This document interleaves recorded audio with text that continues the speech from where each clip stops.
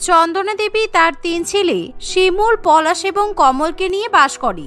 আর চন্দনা দেবীর পরিবার ছিল কট্টর হিন্দু পরিবার। তাই সে মনে মনে ঠিক করে যে তার 3 ছেলেকে তাদের ধর্মের মেয়ের সঙ্গে বিয়ে দেবে। কিন্তু সে জানে না তার 2 ছোট ছেলে মুসলিম এবং খ্রিস্টান মেয়েকে পছন্দ করে। আর কিছুদিনের মধ্যেই শিমুলের সঙ্গে রিতার ধুমধাম করে বিয়ে হয়ে যায়। আর রিতা ছিল একজন হিন্দু পরিবারের মেয়ে। কিন্তু কয়েকদিনের মধ্যেই পলাশ এবং কমল মুসলিম মেয়ে পিঙ্কি এবং খ্রিস্টান মেয়ে লিজাকে বিয়ে করে বাড়িতে নিয়ে আসে। আর এই দেখে চন্দনা দেবীর মাথায় একেবারে আকাশ ভেঙে পড়ে। তোরা দুজনে এটা কি করলি? সমাজে আমাদের নাক কাটিয়ে দিলি। তোরা তো ভালো করে জানিস আমরা হিন্দু পরিবার, আর তোরা আমাদের পরিবারে এরকম খ্রিস্টান মেয়েকে আর মুসলিম মেয়েকে বউ বানিয়ে নিয়ে এলি। আমি হিন্দু হয়ে সেটা কিছুতেই মেনে নিতে পারবো না। চন্দনা দেবীর মুখে এরকম কথা শুনে পিঙ্কি এবং লিজার ভীষণ পরিমাণে খারাপ লাগে, কারণ তারা ভিন্ন ধর্মে বিশ্বাসী হলেও তারা একে অপরের ধর্মকে অনেক সম্মান করে। আর রিতা যেহেতু হিন্দু পরিবারের মেয়ে, তাই সে তার শাশুড়ি মায়ের সঙ্গে সহমত পোষণ করে। ফলে সে তার বাকি 2 জায়ের সঙ্গে মোটেই মিলেমিশে থাকতে চায় না। আর এবার সমস্যা হয় তাদের রান্নাঘর নিয়ে, কারণ 3 ধর্মের বৌমা এক রান্নাঘরে রান্না করবে। আমি আমার 3 বৌমাকে কিছুতেই এক রান্নাঘরে রান্না করতে দেব না, কারণ আমাদের হিন্দু বৌমা রিতাই আমাদেরকে রান্না করে দেবে। আর তোদের উদ্দেশ্যে বলছি, তোরা তোদের এই মুসলিম বউয়ের জন্য আর খ্রিস্টান বউয়ের জন্য আলাদা আলাদা রান্নাঘর বানিয়ে দে। হ্যাঁ মা, আপনি একদম ঠিকই বলেছেন। আর সব থেকে বড় কথা, আমরা মাছ মাংস একদমই পছন্দ করি না, কিন্তু আমি জানি যে মুসলিম আর খ্রিস্টান লোকেরা মাছ মাংস খেতে ভালোবাসে। তাই আমাদের রান্নাঘরে এরকম মাছ মাংস রান্না হবে, সেটা তো আমরা মেনে নিতে পারবো না, তাই না? এরকম ভাবে বলো না রিতা। যারা মাছ মাংস খায় তারা মোটেই খারাপ নয়, আর আমরা মাছ মাংস খাই বলে আমরা এক রান্নাঘরে রান্না করতে পারবো না, এরকম কি কোনো ব্যাপার আছে? হ্যাঁ দিদি, তুমি একদম ঠিকই বলেছো। আমরা এক রান্নাঘরেই রান্না করব। আর রিতা, তোমার যদি সমস্যা হয় তুমি এক রান্নাঘরে আলাদাভাবে রান্না করতে পারো, আর আমরা আলাদাভাবে রান্না করব। রিতা এবং কমলা দেবী কিছুতেই তাদের কথা মেনে নিতে চায় না, কিন্তু ছেলেরা যেহেতু ব্যাপারটাকে সমর্থন করে, তাই রিতা এবং কমলা দেবীরও কিছু করার থাকে না। তাই 3 ধর্মের বৌমা এক রান্নাঘরে গিয়ে রান্না করতে বাধ্য হয়। 3 বৌমা যখন রান্নাঘরে রান্না বান্না শুরু করে, তখন রিতা ঠিক করে সে সবার জন্য আজকে নিরামিষ পায়েস রান্না করবে। আমি আজকে সবার জন্য লুচি, আলুর দম আর নিরামিষ পায়েস রান্না করব। আর একটা রান্নাতেও পেঁয়াজ রসুন কিছু দেব না, তাহলে আমার শাশুড়ি মা এই রান্নাগুলো খেতে পছন্দ করবে।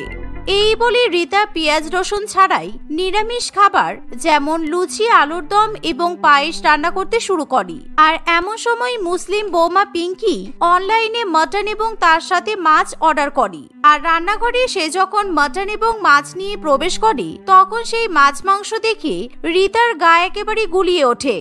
ছি ছি পিঙ্কি, তুমি রান্নাঘরে এরকম মাছ মাংস নিয়ে ঢুকে পড়েছো? আমার একেবারে গা গুলিয়ে আসছে। শাশুড়ি মা যদি জানতে পারে তুমি এই রান্নাঘরে মাছ মাংস নিয়ে ঢুকেছো, তাহলে তোমাকে কিন্তু ভীষণ বকবে। তাই আমি তোমাকে কিছুতেই এই রান্নাঘরে ঢুকতে দেব না। মাছ মাংস নিয়ে রান্না করে ঢুকবো না তো কোথায় যাব? আজকে আমি সবার জন্য গরম গরম মটন বিরিয়ানি আর ভেটকি মাছের পাতুরি রান্না করব। অন্যদিকে খ্রিস্টান বৌমা লিজা সকলের জন্য ডিম দিয়ে চকলেট কুকিজ রান্না করবে বলে ঠিক করে। আর তার সাথে খ্রিস্টান স্পেশাল কেকও বানাবে। আর সেই জন্য সেই রান্নাঘরে অনেকগুলো ডিম নিয়ে চলে আসে। আর যা দেখে রিতা কিছুতেই রান্নাঘরে দাঁড়িয়ে থাকতে পারে না। সে তাড়াতাড়ি করে নিরামিষ রান্না বান্না করে বাইরে বেরিয়ে আসে। আর এবার পিঙ্কি এবং লিজা দুজনে মিলে মটন বিরিয়ানি, ভেটকি মাছের পাতুরি এবং কেক বানিয়ে ফেলে। দেখতে দেখতে এভাবেই দুপুর হয়ে আসে। আর দুপুর বেলা সবাই যখন একসঙ্গে খেতে বসবে, এমন সময় মা, আমি আপনাদের জন্য পেঁয়াজ রসুন ছাড়া নিরামিষ খাবার রান্না করেছি। আপনারা যেরকম পছন্দ করেন সেরকম খাবার, লুচি আলুর দমও বানিয়েছি, আর সাথে পায়েসও আছে। আপনারা খেয়ে বলুন কেমন হয়েছে, আর আমাকে আশীর্বাদ করুন। রিতার কথা শুনে তার শাশুড়ি মা খুবই খুশি হয়। আর চন্দনা দেবী সেই নিরামিষ রান্না খেয়ে তার বড় বৌমার অনেক অনেক প্রশংসা করে। আর পিঙ্কি এবং লিজা যখন সকলের সামনে মটন বিরিয়ানি, মাছ, কেক ইত্যাদি রাখে, তখন চন্দনা দেবীর গায়ে একেবারে গুলিয়ে ওঠে। আর তার প্রচুর পরিমাণে শরীর খারাপ লাগে। লিজা, তোমরা আমাদের লিভিং রুমের খাবার টেবিলে এরকম মাছ মাংস কেক রাখলে কিভাবে? তোমাদের কি সাহস কে দিল? তোমরা আমাদের ধর্ম নষ্ট করছো। আমরা এরকম ধরনের আমিষ খাবার খাই না। এই কারণেই আমি আমার ছেলেদেরকে বলেছিলাম রান্নাঘর আলাদা করে নেওয়ার জন্য, কিন্তু ওরা আমার কথা শুনলো না। যাও, তোমরা এক্ষুনি এই খাবারগুলো ফেলে দাও। কিন্তু মা, আমরা অনেক কষ্ট করে এই খাবারগুলো রান্না করেছি, আর মাছ মাংস খেলে কখনোই কারো ধর্ম নষ্ট হয় না। আর আপনি কি জানেন, আপনি ঈশ্বরকে যে লাড্ডু প্রদান করেন তার মধ্যেও মাছ মাংসের চর্বি থাকে। সুতরাং আপনাদের ঈশ্বর যখন লাড্ডু খেতে পারে, তাহলে আপনারা কেন মাছ মাংস খাবেন না? চুপ করো, তোমরা আর অমঙ্গলজনক কথা বলো না। ঈশ্বর আমাদের পাপ দেবেন। দেখেছিস তোরা কেমন ধরনের মেয়েকে বিয়ে করে এনেছিস, তারা কিনা ঈশ্বরকে মাছ মাংসের চর্বি খাওয়ানোর কথা বলছে। মা প্লিজ, তুমি আর বৌদি হিন্দু বলে অন্য ধর্মকে ছোট করো না। ওরা মাছ মাংস খেতেই পারে। আর হ্যাঁ, আমরা বাড়িতে নিরামিষ খাই, কিন্তু বাইরে বেরিয়ে মাছ মাংস তো খাই, সেটা তোমাকে জানিয়ে দিলাম। তাই আমি আর কমল এই বাড়িতে বিরিয়ানি মাছ সবকিছুই খাবো, বুঝেছো? তোমরা আমাদের পাতে বিরিয়ানি মাছ মাংস সবকিছু পরিবেশন করে দাও। অনেকদিন বাড়িতে বসে মাছ মাংস খাই না, এবার থেকে সবকিছুই খাবো, কারণ বাইরে বেরিয়ে লুকিয়ে লুকিয়ে আর খেতে পারছি না। পলাশ এবং কমলের কথা শুনে পিঙ্কি এবং লিজা দুজনেই খুবই খুশি হয়। ফলে তারা স্বামীদের পাতে বিরিয়ানি, মাছ মাংস এবং কেক পরিবেশন করে দেয়। আর পলাশ এবং কমল দুজনেই খুবই মজা করে সেই খাবারগুলো খেতে শুরু করে। অন্যদিকে শিমুলেরও এরকম আমিষ খাবার দেখে প্রচন্ড পরিমাণে লোভ হয়, কিন্তু রীতা তার দিকে বড় বড় চোখ করে তাকিয়ে থাকে। তুমি কিন্তু ভুল করেও আমিষ খাবারের দিকে তাকাবে না। তোমার ভাইরা ভুলে যেতে পারে যে ওরা হিন্দু, কিন্তু তুমি এটা ভুলতে পারো না। তুমি ভুল করেও নিরামিষ খাবার ছেড়ে অন্য কোনো খাবার খেতে পারবে না। আমি কি কিছু বলেছি? তুমি কেন আমার দিকে তাকিয়ে তাকিয়ে চোখ বড় করছো? আমি তোমার হাতে নিরামিষ রান্নাই খাবো, কারণ তুমিও যেমন হিন্দু আমিও তেমন হিন্দু, কিন্তু আমি অন্য কোনো ধর্ম অবলম্বন করতে পারবো না। তাই তারা যে মাছ মাংস খাচ্ছে সেটাও ঠিক। এই বলে শিমুল তাড়াতাড়ি করে খাবার খেয়ে উঠে চলে যায়, কারণ মাছ মাংস দেখে তার প্রচুর পরিমাণে জিভে জল চলে আসে। এভাবেই দেখতে দেখতে কিছুদিন কাটে, আর তিন ধর্মের বৌমা রান্নাঘরে তিন জাতীয় খাবার রান্না করে। আর রীতাও ধীরে ধীরে মাছ মাংসের গন্ধে নিজেকে অভ্যস্ত করে ফেলে। আর একদিন রীতা যখন সকলের জন্য নিরামিষ ফ্রাইড রাইস এবং চিলি পনির রান্না করছে, তখন আচ্ছা দিদি, তুমি কি সুন্দর নিরামিষ রান্না করো। আমাকে আর লিজাকে তোমার মতো নিরামিষ রান্না করে শিখিয়ে দেবে গো। তাহলে যদি শাশুড়ি মা আমাদের রান্না খেয়ে খুশি হন। ঠিক কথাই বলেছে। আমি এই খ্রিস্টান আর মুসলিম বৌমাকে নিরামিষ রান্না শিখিয়ে নিরামিষ খাবার রান্না করতে বলি। তারপর শাশুড়ি মাকে যখন ওরা নিরামিষ রান্না খাওয়াতে যাবে, তখন শাশুড়ি মা এমনিতেই ওদেরকে বকা দেবে, আর এভাবেই আমি ওদেরকে ঝাড় খাওয়াতে পারবো। এই বলে রীতা তার দুই ছোট যা পিঙ্কি এবং লিজাকে নিরামিষ রান্না শেখাতে শুরু করে। আর ধীরে ধীরে সে তাদেরকে হিন্দু ধর্মের মতো নিরামিষ ফ্রাইড রাইস এবং চিলি পনির রান্না করা শেখায়। পিঙ্কি এবং লিজা দুজনেই খুবই আনন্দ করে সেই ধরনের খাবার রান্না করা শিখে নেয়। আর সেদিন যখন তিন বৌমা সবাইকে খাবার পরিবেশন করে, তখন কি ব্যাপার, আজকে আমার তিন ধর্মের বৌমা তিনটে আলাদা আলাদা খাবার রান্না করেনি কেন? আর এই যে পিঙ্কি, লিজা, তোমাদের আমিষ রান্না কোথায়? তোমরা নাকি মাছ মাংস ছাড়া কিছুই খেতে পারো না। তোমাদের মাছ মাংস তো আজকে দেখতে পাচ্ছি না। আজকে আমরা মাছ মাংস রান্না করব ভেবেছিলাম, কিন্তু আপনি যেহেতু নিরামিষ রান্না খেতে বেশি পছন্দ করেন, তাই আমরা রীতার থেকে নিরামিষ রান্না শিখেছি, আর আপনার জন্য নিজের হাতে ফ্রাইড রাইস আর চিলি পনির রান্না করেছি। মা, আমি কিন্তু ওদেরকে অনেকবার বারণ করেছিলাম যে ওরা যে হাতে মাছ মাংস ধরে সেই হাতে আপনার জন্য নিরামিষ রান্না করতে পারে না, কিন্তু ওরা কিছুতেই আমার কথা শোনেনি। তাই আপনি দেখুন আপনি এবার কি করবেন। বরং আপনি ওদেরকে বলে দিন যাতে কোনোদিনও আপনার জন্য কোনো খাবার রান্না না করে। রীতার এমন কথা শুনে পিঙ্কি এবং লিজা দুজনেই ভীষণ পরিমাণে অবাক হয়। আর চন্দনা দেবী নিরামিষ ফ্রাইড রাইস এবং চিলি পনিরের দিকে তাকালে তার প্রচন্ড পরিমাণে লোভ হয়, কিন্তু তবুও সে কিছুতেই সেই খাবার খেতে চায় না।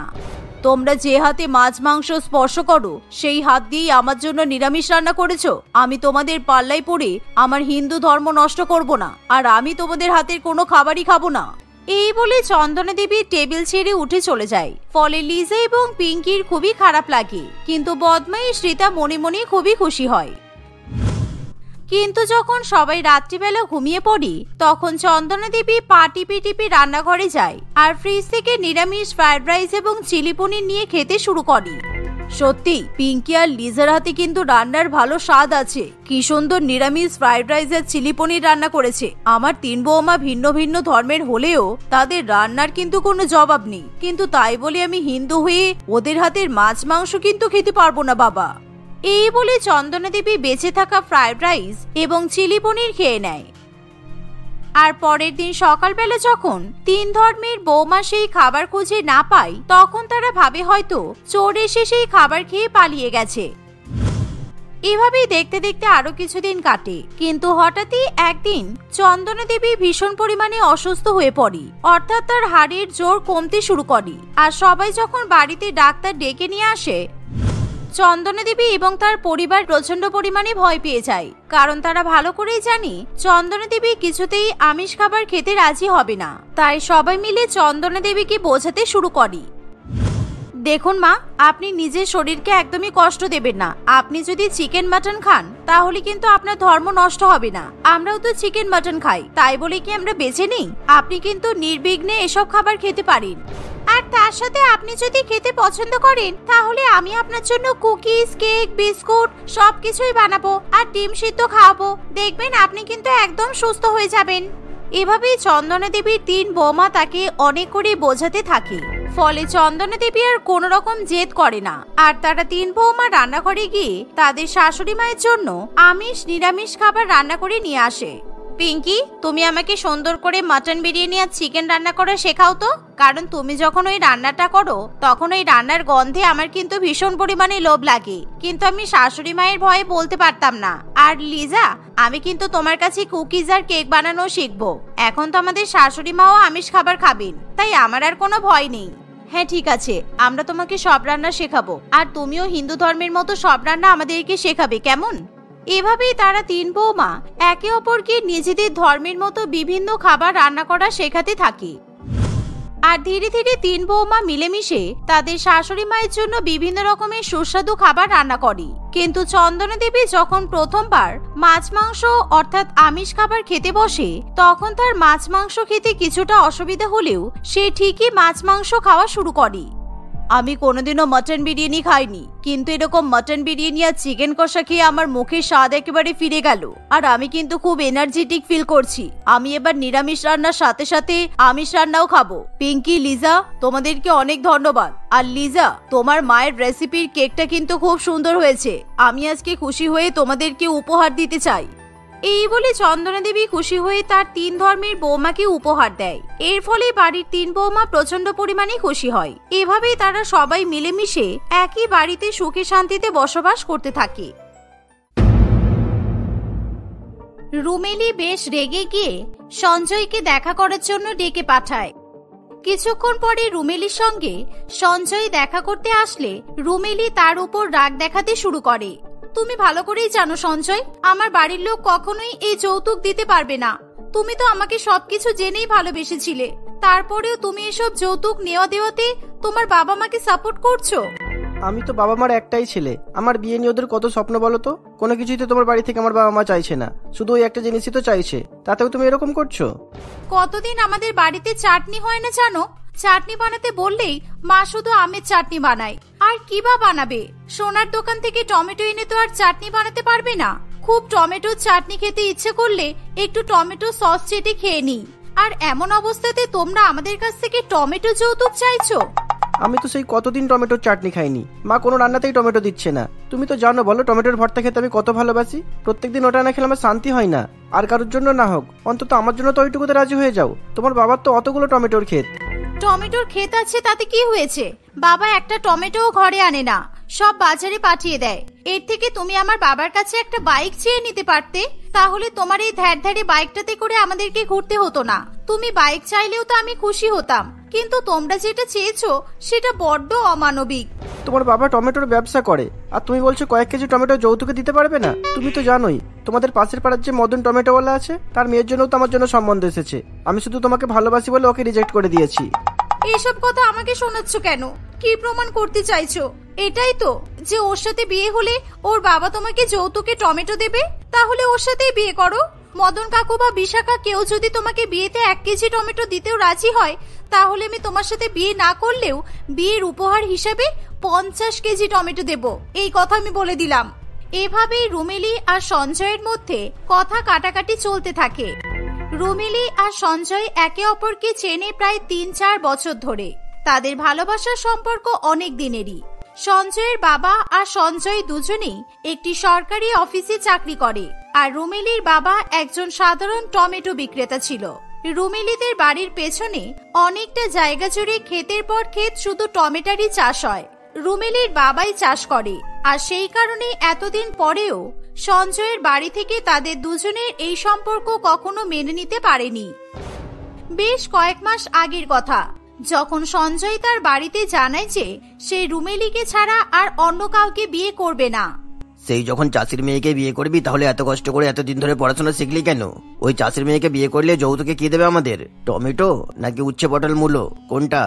সত্যি বাবা, তোর জন্য এত সম্বন্ধ দেখছি, এত নামি দামি লোকজনের মেয়ে সম্বন্ধ নিয়ে আসছি, আর তাদেরকে ছেড়ে তোর এই টমেটোওয়ালি রুমেলিকেই পছন্দ হলো?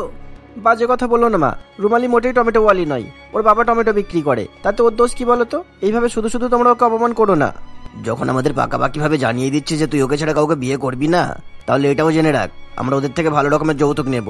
ওই আজকালকার কি সব নিয়ম হয়েছে না, লাভ ম্যারেজ হলে নাকি যৌতুক নিয়ে যায় না, তোর ক্ষেত্রে কিন্তু সেই ঘটনা ঘটবে না, আমি আগেই বলে দিলাম। আমি রুমেলিকে আগেই কথা দিয়েছি বাবা যে আমি ওদের থেকে কোনো যৌতুক নেব না, তুমি সব ভুলভাল শর্ত কেন দিচ্ছ? হয় তোর বিয়েতে যৌতুক নেব, আর তা না হলে আমাদের পছন্দের মেয়েকে তুই বিয়ে করবি, সোজা কথা। সঞ্জয় অনেক বোঝানোর চেষ্টা করলেও তার বাবা মা তার কোনো কথাই শুনতে রাজি হয় না। দেখতে দেখতে আরো বেশ কয়েকদিন কাটে। সঞ্জয় রুমেলিকে জানায় যে তার বাবা মা তাদের বিয়েতে যৌতুক নেওয়ার কথা বলছে। যৌতুকের কথা শুনে রুমেলি খুবই ঘাবড়ে যায়, কারণ সে তার বাবার অবস্থা ভালোভাবেই জানতো। রুমেলির বাবা তাকে বিয়েতে সোনার গহনা দিতে পারবে কিনা সেটাই সন্দেহ ছিল। আমাদের অনেক অনেক ক্ষেত আছে বলে তোমার বাবা ভেবেছে আমরা খুব বড় লোক, তাই না? তুমি বাবাকে বলনি আসল ব্যাপারটা সেরকম নয়? কিন্তু বাবা বলেছে আমি যদি তোমাকে বিয়ে করি তাহলে তোমার বাবাকে আমার বাবার কথা মতো যৌতুক দিতেই হবে, দরকার হলে আমি তোমার বাবাকে কিছু টাকা দিয়ে সাহায্য করে দেবো, কিন্তু সেই কথা তুমি কিন্তু কাউকে বলতে পারবে না। তোমার বাবা মা যৌতুক চাইছে, সেই টাকা তুমি দেবে কেন? আর আমার বাবা মা সেই টাকা নিতে কখনো রাজিই বা হবে কেন? তোমাকে কিছু করতে হবে না, আমি বাবার সাথে কথা বলে দেখি কিছু একটা ব্যবস্থা করা যায় কিনা। সঞ্জয়ের সঙ্গে হওয়া কথাগুলো রুমেলি তার বাবাকে জানায়। মনোহর বাবু সঞ্জয়ের বাড়ির লোকের উপর খুবই রাগ করে, আবার সঞ্জয়ের ভদ্রতার কথা শুনে মনে মনে খুবই খুশি হয়। দেখেছো রুমেলির মা, তোমার মেয়ে কেমন যোগ্য জামাই পছন্দ করেছে। আমার যৌতুক দিতে অসুবিধা হলে সে নাকি আমার হয়ে টাকাও দিয়ে দেবে। হ্যাঁ বাবা, সঞ্জয় এমন কথাই বলেছে, কিন্তু আমি না করে দিয়েছি। বিয়ের আগে ওর থেকে টাকা নিলে তোমার আর কোনো মান সম্মান থাকবে না বাবা। যেটুকু পারবো আমরা নিজেরাই চেষ্টা করব। আমাদের এতগুলো ক্ষেত, সেখানে এতগুলো টমেটো আছে, সঞ্জয়ের বাবা যদি রাজি হয়ে থাকে তাহলে আমি আমার 2-1টা ক্ষেত সঞ্জয়ের নামে লিখে দিতে পারি। তাহলে আমি সঞ্জয়কে বলছি ওর বাবা মাকে নিয়ে 2-1 দিনের মধ্যে আমাদের বাড়িতে আসতে। তুমি ওনাদের সঙ্গে ভালো করে কথা বলে নিও, এটাই ভালো হবে। এভাবেই রুমেলি তার বাড়ির লোকের সঙ্গে তার বিয়ে যৌতুকের ব্যাপারে নানান রকমের কথা বলতে থাকে। দেখতে দেখতে আরো কয়েকদিন কাটে। সঞ্জয়ের বাবা মা এবং সঞ্জয় রুমেলিকে দেখতে একদিন তাদের বাড়িতে আসে। বাড়িতে ঢুকতে না ঢুকতেই একটা দুটো কথা বলার পরেই তারা সোজা যৌতুকের কথাই চলে আসে। আপনি তো জানেন আমার ছেলে সরকারি চাকরি করে, সরকারি চাকরি করা ছেলেদের সাথে বিয়ে দিতে গেলে মেয়ের বাবা মাকে অনেকটা যৌতুক দিতে হয়, এটাও আপনারা নিশ্চয়ই জানেন। আপনারা বলুন না আপনাদের কি দাবি, আগে আমরা শুনি, তারপর না হয় আমরা আমাদের বক্তব্য রাখবো। আমার স্বামী এসব কথা গুছিয়ে বলতে পারে না, তাই আমিই বলছি। সঞ্জয় আমাদের একমাত্র ছেলে, ওর বিয়ে নিয়ে আমাদের অনেক স্বপ্ন। আমরা চাই আপনারা আমার ছেলেকে একটা বাইক, ওদের ঘরের জন্য একটা খাট, ড্রেসিং টেবিল আর মেয়েকে একদম মাথা থেকে পা পর্যন্ত সোনার গহনায় সাজিয়ে পাঠাবেন, তাহলেই হবে। কিন্তু দিদি, আমরা তো এত কিছু দিতে পারবো না, আপনারা যা যা চাইছেন সবই আমাদের সামর্থ্যের বাইরে, আপনারা তো আমাদের অবস্থাটা জানেনই, একটু ভেবেচিন্তে বলুন। আচ্ছা আচ্ছা, এরকম করবেন না, একদম জোড়াজোড়ি করলে নিজেকে বড্ড স্বার্থপর মনে হয়। আপনি বলুন আপনি কি কি দিতে পারবেন, দরাদরি তো করাই যায়। আপনি তো জানেন আমাদের অনেকগুলো ক্ষেত আছে, সেখানে টমেটোর চাষও হয়, সবগুলো ক্ষেতে আমার মেয়ের নামেই আছে। আমি চাই সেখান থেকে 2টো ক্ষেত আমরা জামাইয়ের নামে করে দিতে, ভালো হবে না? কি বলেন? দেখছিস সঞ্জয়, দেখছিস ওনারা চান তুইও বিয়ের পরে ওদের মধ্যে চাষি হয়ে যা, এই জন্যই বলেছিলাম চাষা ভোসাদের ঘরে বিয়ে দিতে না, পুরো মুডটাই নষ্ট হয়ে গেল। এভাবেই আরো নানান রকমের অপমান করে রেখা দেবী আর মিহির বাবু রুমেলিদের বাড়ি থেকে চলে যায়।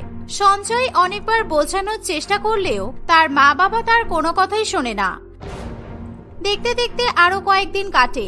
রুমেলি সঞ্জয়ের সঙ্গে লুকিয়ে লুকিয়ে কথা বললেও সঞ্জয়ের বাবা মা তার জন্য অন্য জায়গায় বিয়ের সম্বন্ধ দেখতে থাকে। একদিন মিহির বাবু আর রেখা দেবী ঘরে বসে খবর দেখছে, এমন সময় তারা দেখে খবরে রুমেলির বাবা মনোহর বাবুকে দেখাচ্ছে। মনোহর বাবুর এখন অত্যন্ত প্রতিপত্তি, বাড়ির সামনে তার ক্ষেত পাহারা দেওয়ার জন্য বডিগার্ড দাঁড়িয়ে থাকে। তাদের এখন বাড়ি গাড়ি সবকিছুই হয়েছে। দেখো রেখা, দেখো আমরা যেখানে ছিলাম সেখানেই রয়ে গেলাম। আর এই রুমেলির বাবাকে দেখো কোথা থেকে কোথায় চলে গেল। তখন যদি তোমার কথা না শুনে টমেটোর ক্ষেত নিতে রাজি হয়ে যেতাম, তাহলে আমাদের এরকম প্রতিপত্তি হতো। পাশের পাড়ার মদন বাবু তো এখনো বিয়ের কথা পাকাপাকি ভাবে বলেনি। ওনাকে না করে দিয়ে আমরা রুমেলিকেই বৌমা বানিয়ে নিয়ে আসি। বড্ড মিষ্টি মেয়েটা, কি সুন্দর করে কথা বলে। ঠিক বলেছো, ওরকম একটা মেয়ে আমাদের সঞ্জয়ের জন্য একদম ঠিক। শান্ত শিষ্ট ভদ্র একটা মেয়ে। সঞ্জয়কে ডাকো, ওকে বলো রুমেলির বাড়িতে যাব। আর এবারে রুমেলির বাবার পছন্দ মতো যৌতুকই নেব। আমাদের কোনো দাবি দাবা নেই। সঞ্জয় ঘরের বাইরে দাঁড়িয়ে তার বাবা মায়ের সমস্ত কথাই শুনতে থাকে। সে বুঝতে পারে না তার বাবা মা হঠাৎ কেন পাল্টে গেল। আসলে হঠাৎ করে টমেটোর দাম বাজারে অত্যন্ত বেড়ে যাওয়ায় টমেটো প্রায় সোনার মতো মূল্যবান হয়ে ওঠে। কয়েকদিন পরে টমেটো সোনার দোকানে বিক্রি হলেও অবাক হওয়ার মতো কিছু থাকবে না। এমন অবস্থায় ৫-১০ বিঘা টমেটো ক্ষেতের মালিকের যে প্রতিপত্তি বাড়বে, এটাই তো স্বাভাবিক ব্যাপার ছিল। আর এই কারণেই হঠাৎ করে মিহির বাবু আর রেখা দেবীর মতের পরিবর্তন ঘটে। তারা সবাই মিলে একদিন আবার রুমেলিদের বাড়িতে আসে। আপনারা আমার ছেলেকে যৌতুকে যা দেবেন বলেছিলেন তাই দিলেই আমাদের আপত্তি নেই। গাড়ি, ঘর, খাট, আলমারি কোনো কিছুই লাগবে না। আপনারা ভালোবেসে নিজের জামাইকে যা দেবেন তাই যথেষ্ট। কিন্তু এখন তার টমেটোর ক্ষেত দিতে পারবো না। আপনারা তো বাইক চেয়েছিলেন, আমি আপনার ছেলেকে 4 চাকা দেবো। আপনি আপনার ছেলের ঘরের জন্য শুধু খাট আর ড্রেসিং টেবিল চেয়েছিলেন। আমি আপনাদের সমস্ত বাড়ির ফার্নিচার দিতেও রাজি আছি, কিন্তু টমেটোর ক্ষেত তো আমরা দিতে পারবো না। এখন প্রত্যেকটা ক্ষেতে আমার ব্যবসার কাজে লাগছে। আমরা আমাদের সরকারি চাকরি করা ছেলের বিয়ের সম্বন্ধ আপনাদের মেয়ের জন্য আনলাম, আর আপনি তাও এইভাবে আমাদের ফিরিয়ে দিচ্ছেন। এগুলো কোন ধরনের অসভ্যতা? চলো রেখে এখান থেকে। এই সঞ্জয়, চল। আপনি রাগ করছেন কেন কাকু? আমার বাবা তো আপনাকে বলেছে আপনি যা যা চেয়েছিলেন তাই দেবেন। তাহলে আপনি এখন কেন নিজের কথার খেলাপ করছেন? আমরা তো আপনাদের ইচ্ছা মতো কিছু চাইনি। তোমার বাবা আমাদের যেটা দেবে বলে কথা দিয়েছিল সেটাই তো ওনার থেকে চাইছি, কিন্তু উনি এখন তাতেও রাজি হচ্ছেন না। এই বিয়ে কিছুতেই আমি হতে দিতে পারবো না। এই বলে মিহির বাবু তার ছেলে এবং স্ত্রীকে নিয়ে সেখান থেকে চলে যায়।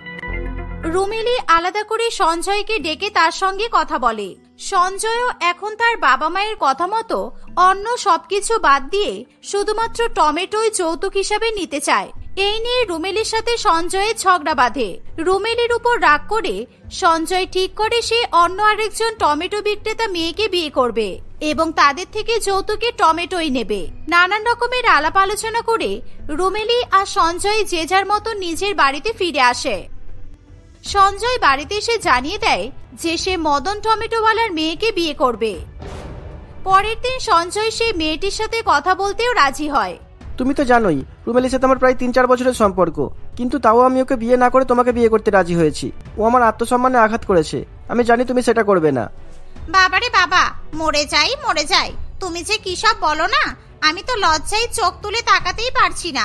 আমি খুব লজ্জা পেলে আমার গালগুলো পুরো লাল টমেটোর মতো হয়ে যায়, তাই না বলো? হ্যাঁ একদম। আর এরকম একজন টমেটোওয়ালিকে বিয়ে করলে যৌতুক হিসেবে তো টমেটোও নেওয়া উচিত, তাই না? যৌতুক ছাড়া তো আমি বিয়ে করবোই না। তাই তুমি তোমার বাবার সাথে কথা বলে জানিয়ে দিও আমাদের আর কারোর জন্য কোনো কিছু লাগবে না, শুধু 100 কেজি টমেটো দিলেই হবে। তোমার কি মাথা খারাপ হয়ে গেছে? একটু ন্যাকা ন্যাকা মেয়েদের মতো করে কথা বলছি বলে তুমি কি আমাকে বোকার হদ্দ পেয়েছো? কোনো মতেই আমি আমার বাড়ি থেকে একটা টমেটোও বের করতে পারবো না। আর তুমি বলছো 100 কেজি? আমি তোমাকে রিজেক্ট করে দিচ্ছি। এরকম লোভী ছেলের সাথে আমি কোনো মতেই বিয়ে করব না। সমস্ত কাণ্ড নিজের চোখে দেখবে বলে রুমেলি সেদিন বিশাখাদের বাড়িতেই এসেছিল। বিশাখা সঞ্জয়কে এমন ভাবে কথা শোনানোর পর রুমেলি তার হাসি চেপে রাখতে পারে না। তার হাসি দেখে সঞ্জয় এবং বিশাখাও হেসে ফেলে। সেদিন বাড়ি ফিরে এসে রুমেলি তার বাবাকে 2টো টমেটোর ক্ষেত যৌতুক হিসেবে দিতে রাজি করায়। অনেক বোঝানোর পর শেষ পর্যন্ত মিহির বাবু তার মেয়ের কথা মেনে নেয়। যৌতুকের টমেটো নিয়ে কয়েকদিনের মধ্যেই খুবই ধুমধাম করে রুমেলি আর সঞ্জয়ের বিয়ে হয়ে যায়।